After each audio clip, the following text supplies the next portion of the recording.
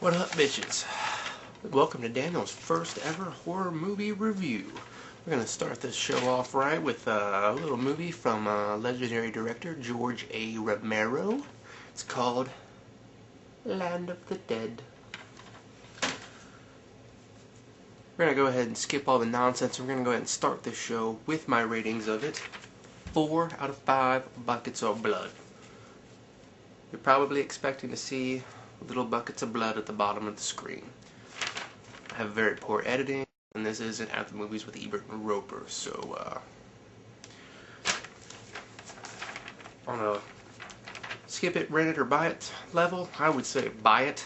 It's a good buy, it's got good bonus features, it's a good addition to any horror movie collection you can possibly have. It's George Romero. I mean, 9 times out of 10 you can't go wrong with him. Let's talk a little bit about the movie itself, alright? It stars John Leguizamo, Simon Baker, Dennis Hopper. Baker leads a group of like scavenger type guys. You know, Leguizamo is the second command. They go out to various little cities full of zombies, and they get food and supplies and various stuff to bring back to the city, Fiddler's Green. Fiddler's Green is this fortified, zombie-free city type deal that Dennis Hopper started. He runs it, you know, and he's the one that pays these guys to go out. Well, he also pays Leguizamo on the side to do dirty deeds and dirty work for him.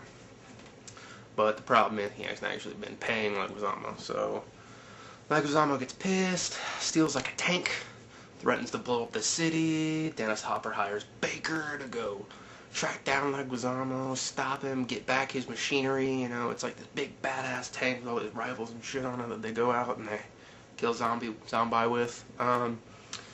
But there's a lot going on in this movie. While all this is happening, there's also the zombies.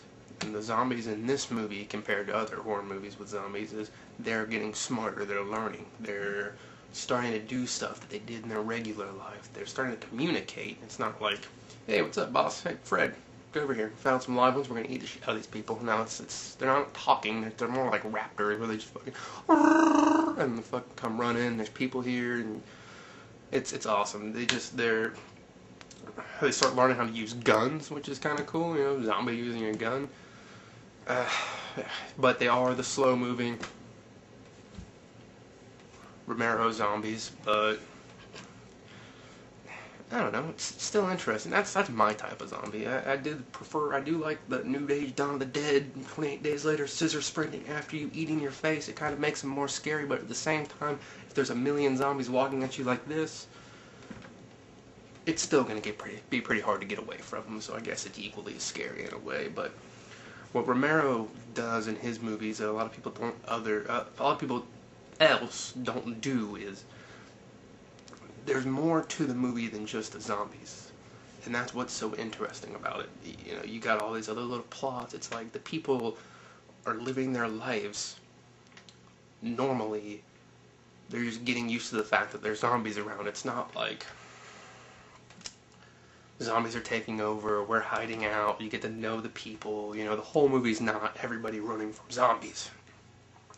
The zombies are like a side note compared to what's going on with, you know, the regular plot. The zombies are there, the zombies cause a problem, but there's also other problems. He also does this thing where he's got like a social commentary on everything, like in the city, in Fiddler's Green.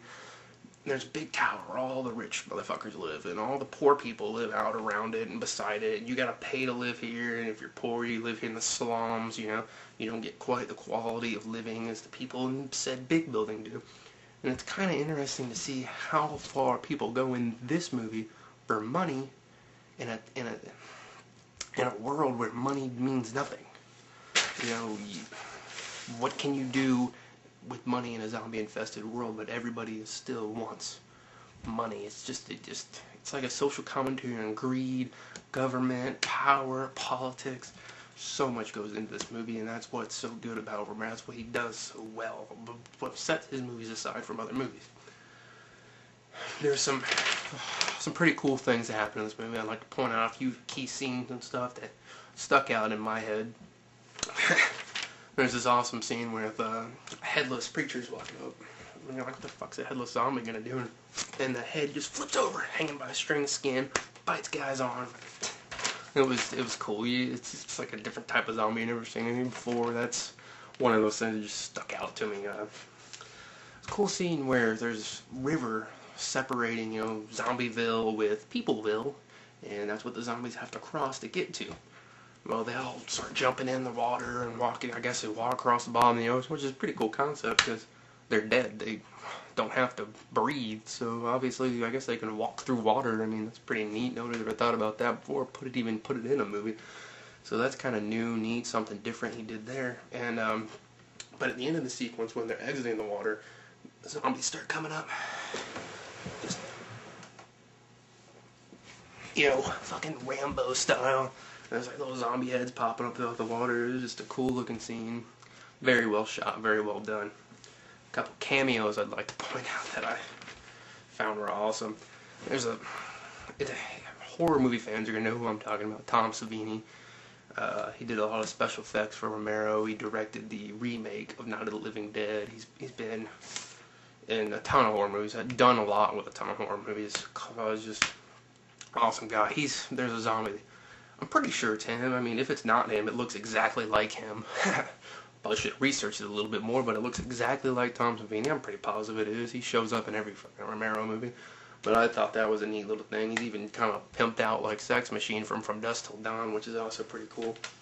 And a cameo I didn't notice until I watched the bonus features is Simon Pegg and Edgar Wright. I'm a huge Simon Pegg and Edgar Wright fan, and I'm surprised I didn't notice it. There's a scene where in the poor part of town they have all this stuff. It's like a little fucking carnival, but they add zombies in here and there to make it kind of fun, And they have zombies chained up, and you can stand in front of the zombies and take a picture with the zombies trying to bite you. Well, the said zombies that were tied up was actually Simon Pegg and Edgar Wright. Didn't notice it when I'm watching the movie.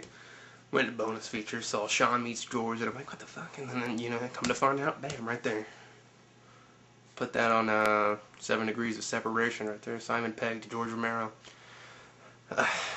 Those are some few cool things about this movie. I thought it was really good. Like I said, there's a lot going on in this one. It's a standout zombie movie. In my opinion, Romero's last great zombie movie is next to weren't kind of a disappointment, let's just say that. But yeah, hands down 4 out of 5 buckets of blood. Buy it. Good addition to your collection. Just make sure you watch it if you haven't already. Goodbye, kids, and stay tuned for the next one where I think I'm going to be reviewing the original Night of the Demons. I haven't watched it since I was a kid. I'm kind of curious to see what I think of it now.